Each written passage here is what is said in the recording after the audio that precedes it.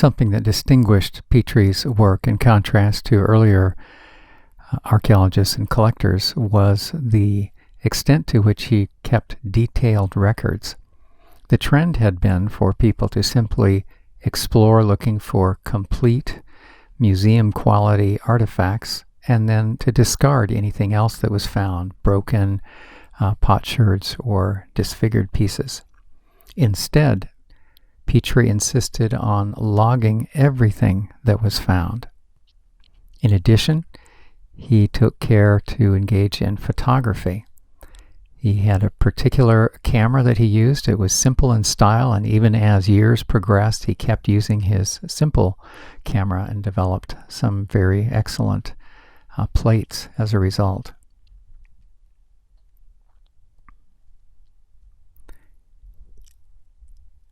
In the top figure, you can see his use of a mirror. This is one of his own photos, as is the one below. The use of a mirror to portray both the back and the front of this figurine. Notice the careful use of a bright background in the lower collection in order to show in clear relief the shape of each particular artifact. It's worth being aware that at this time, Flinders is working without remuneration from any foundation. He's connected with what's known as the Egyptian Exploration Fund, which was a group of people back in Britain who were interested in antiquities from Egypt, and for some projects they had funds, but not for him. He was perhaps at that time an untested commodity. So he's working off his own dime or funds that his family can give him. He's not being supported by a foundation. While he is based at Giza, and it's in this time frame that you see in the upper left, 1881 to 83, he takes a trip upstream along the Nile to the region that you see in the red circle. This is Thebes. And two primary temples that you find located here are Karnak and Luxor. Then on the west side, the sunset side, which then is the death side, that's associated, that's all that symbolism is at work within the Egyptian mythology. On the sunset side, the west side of the Nile, is a necropolis, that is a city of the dead, city in a loose sense of the word, a collection of mortuary temples.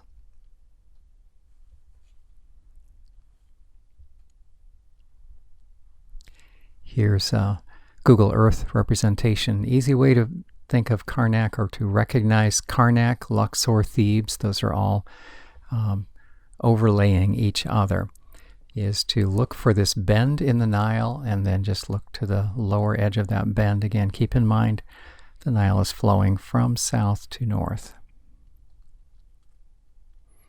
Closing in on that region, then, you can see the Nile River, and to the right, the bottom portion is Luxor, that's the upstream temple, and then Karnak is another temple complex that's relatively close to it, downstream. Across to the left, the west, then, you see several sites that we've identified as mortuary temples. Going from the bottom left, the lowest one that's identified in this collection is Medinet Habu. That's the mortuary temple of Ramses III. Just above that, a rather lateral long tan section, is the mortuary temple of Amenhotep, including the Colossi of Memnon, the very large statues. And then above or north of that, mortuary temple of Merneptah. And above that, the Ramesseum of Ramses II. Above that, in a tan field, you find the mortuary temple of Hatshepsut, the last two of which, then the Ramesseum and the mortuary temple of Hatshepsut. This is where we located the disfigured artifacts that were seen earlier. Mortuary temple of Hatshepsut also goes by the name Deir el-Bahri. Here's a close-up then on Karnak. That would be the downstream temple. It's just an awe-inspiring sight. If you ever have the chance, I encourage a visit. These columns incised with their hieroglyphs are really stunning.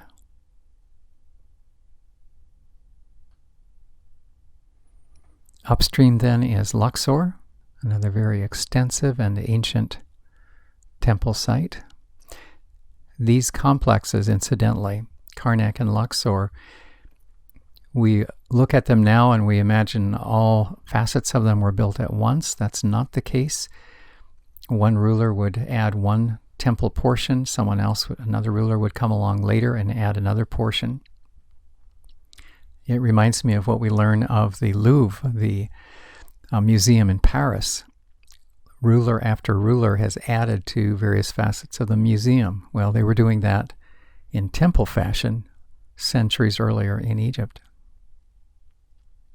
Here's a photo from one of the books, the resources dealing with Flinders Petrie, presenting Karnak.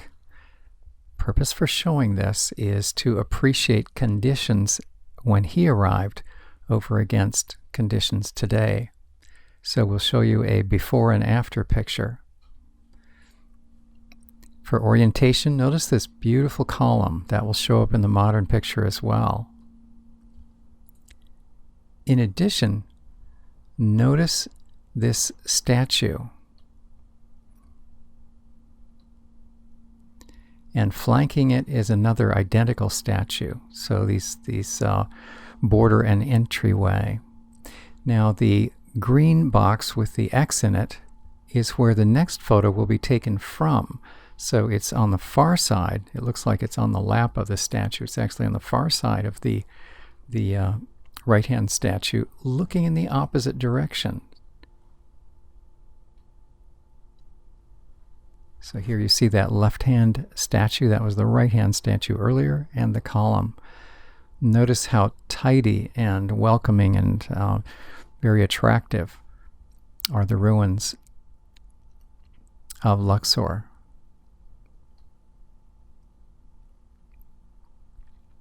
Going deeper into the Luxor temple, here's what we have. Again, this is what it looked like much earlier on.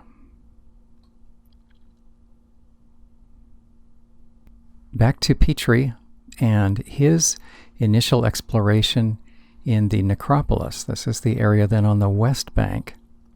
So imagine, if you will, Flinders Petrie is down in the lower left corner in the Medinet Habu Ramses III Mortuary Temple region.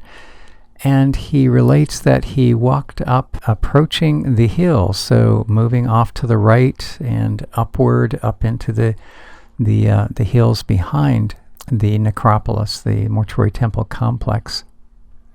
And he writes, I had a splendid climb to the top of a peak of the Theban range, about 1,000 feet, and from there I saw all over the Theban range.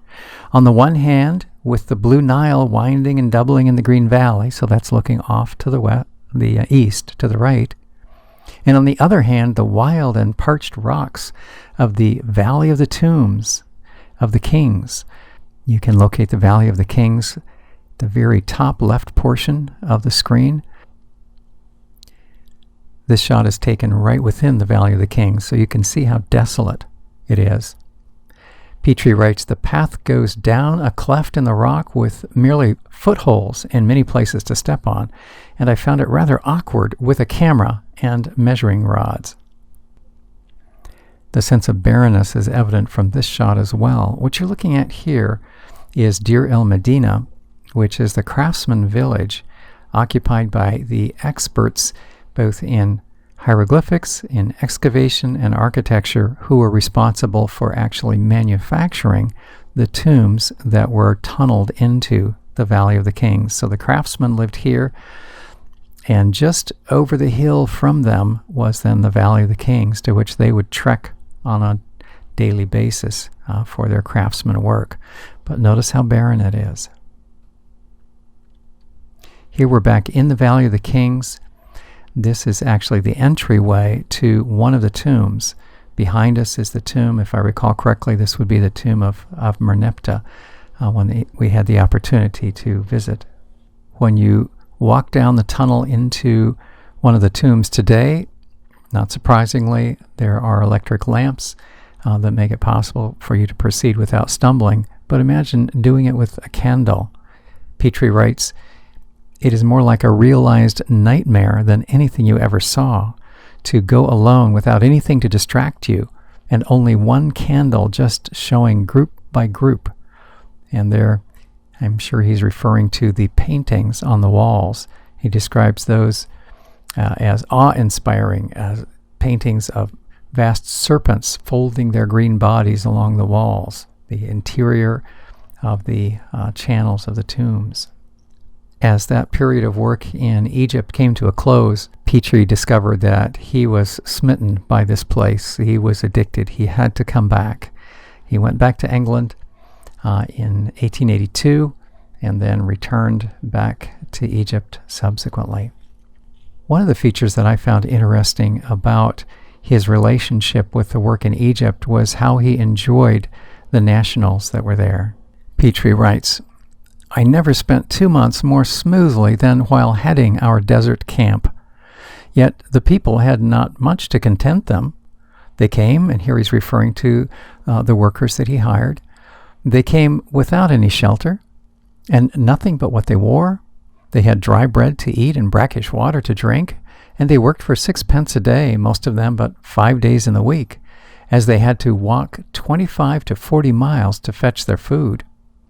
Their shelter they made up partly by digging a hole in the sand mounds, partly by booths of thin tamarisk bushes. A merry party they were. Excepting 1 or 2 older men, there was hardly a lad over 20 or a girl over 15 in the whole lot. Each night a blazing row of campfires flickered their yellow flames up into the starlight. All along the line of booths which skirted the canal banks, mounds of sand tufted over with tamarisk bushes backed the line, while the distant ruins of the Qasr showed dimly on one side, and the gleam of sluggish canal on the other. But," he writes, "I like it better than most civilized places. One lives with the people more. And the ever-fresh desert air and living in a tent doubles one's contentment and peace of mind. Neither Gardner nor Griffith would appreciate it, I fear. They neither of them like having to do with the people, and would prefer an immense excavating machine to do their work." And now reflecting on the nationals, "To me, all their byplay and jokes and songs and wills and ways give a color and an interest to life here, which no one will ever reach in staid, school-boarded England." Admittedly, at times he had to make accommodations for the heat. One day, a colleague of his, Reverend Archibald Sayas, who was a specialist in Hebraic studies and Assyriology, came looking for him. It was noon. The thermometer stood at 120 degrees, Drower writes, and Petrie was nowhere to be seen. When Sayas inquired, someone pointed out, "He's over there, standing in the water." And sure enough, there he was in the canal, standing like a buffalo, with water up to his neck and an umbrella over his head. Although he was content with the crowded conditions, they were confining. He writes, "I dare say many folks think it's a very pleasant and easy sort of life in a tent, and so it would be if room was unlimited. Imagine an ordinary bedstead 6.5 foot long, and a space for, say, one's bed and nothing else.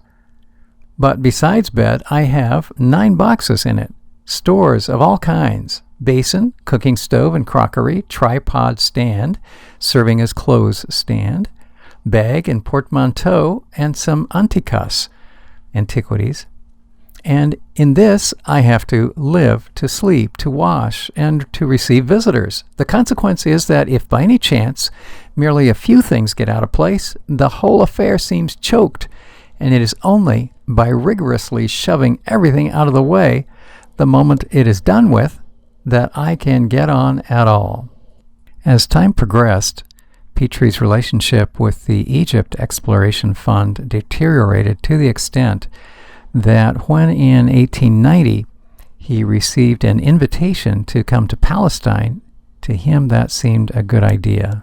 In addition to transitioning from the Egypt Exploration Fund to the Palestine Exploration Fund, PEF, he was intrigued by the opportunity this would give him to search for links, connections between objects that he had found in Egypt that had a foreign look to them.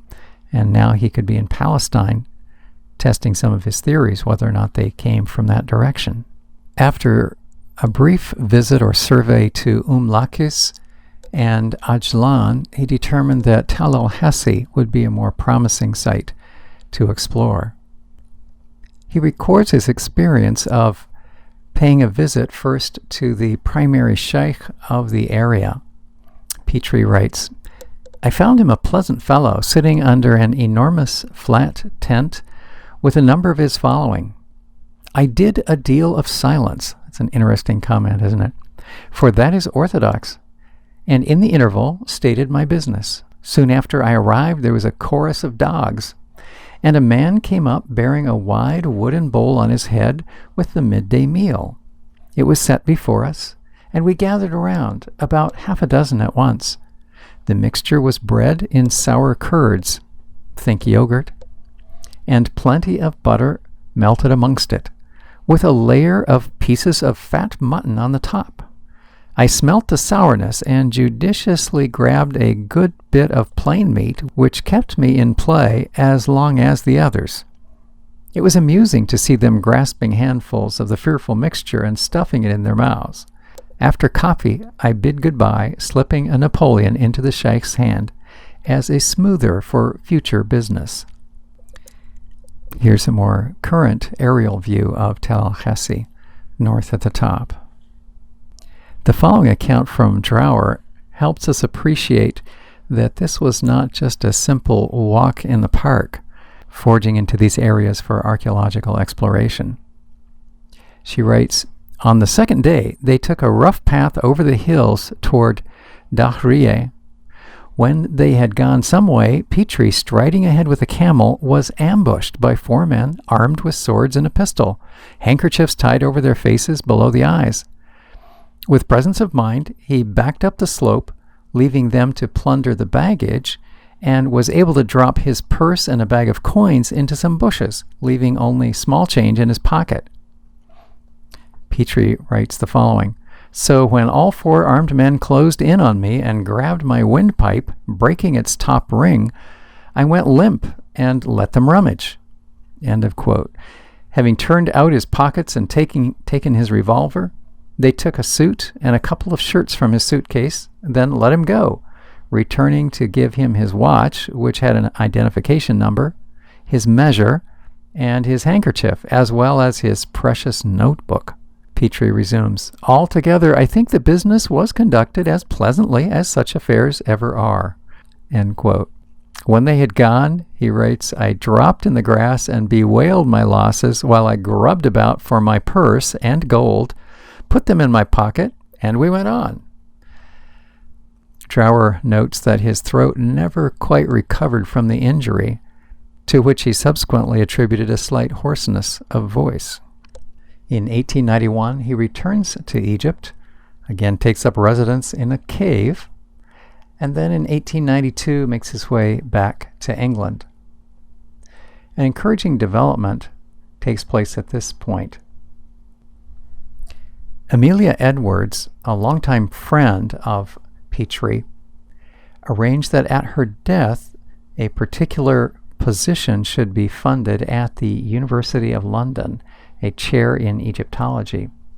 And she arranged the particulars for hiring someone to that position in such a way that basically only Petrie would qualify.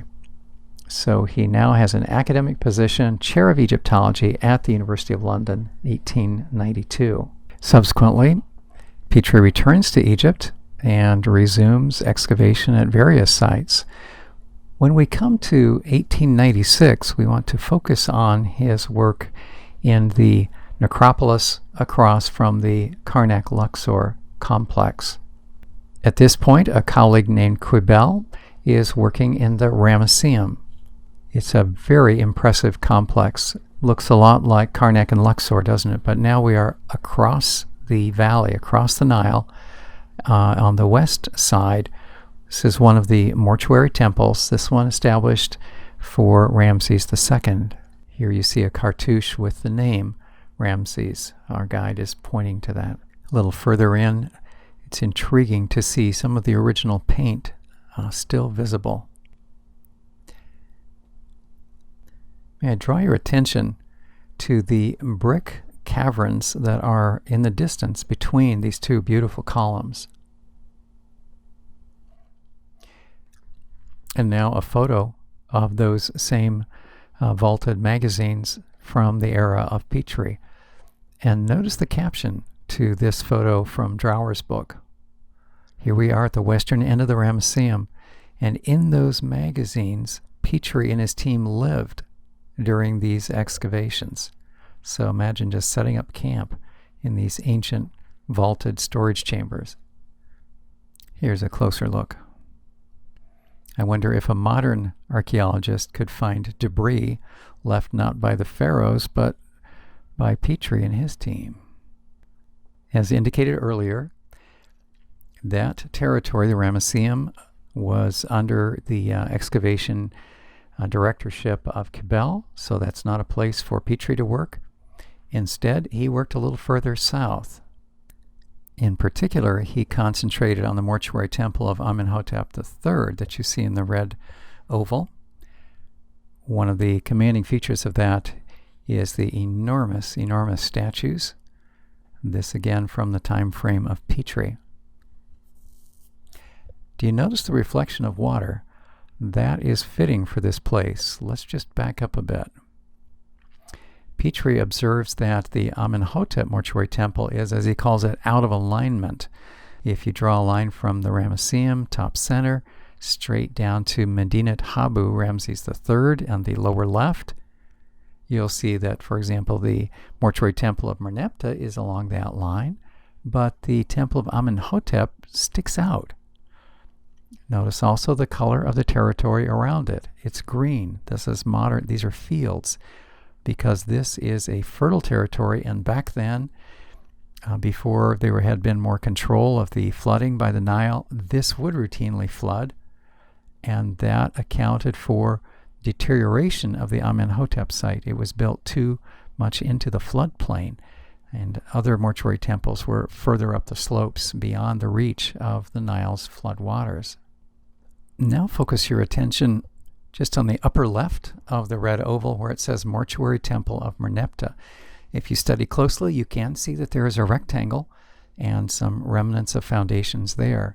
When archaeologists first noticed that, they saw it in connection with the Mortuary Temple of Amenhotep and thought it was just part of a large Amenhotep complex. Subsequently, however, they found out that was not the case. This was an independent temple, one to a descendant, not a direct, but a several generations removed descendant of Amenhotep, another pharaoh by the name of Merneptah. This statue of Merneptah is located in the Louvre in Paris. Among the various artifacts that Petrie retrieved during that excavation in 1896 is this stela of Merneptah. What is remarkable about it from the point of view of biblical studies is that it preserves the earliest extra-biblical written reference to Israel as a people group. It's helpful to realize that this stretches about 10 feet tall, so it's a very, very imposing slab of black granite.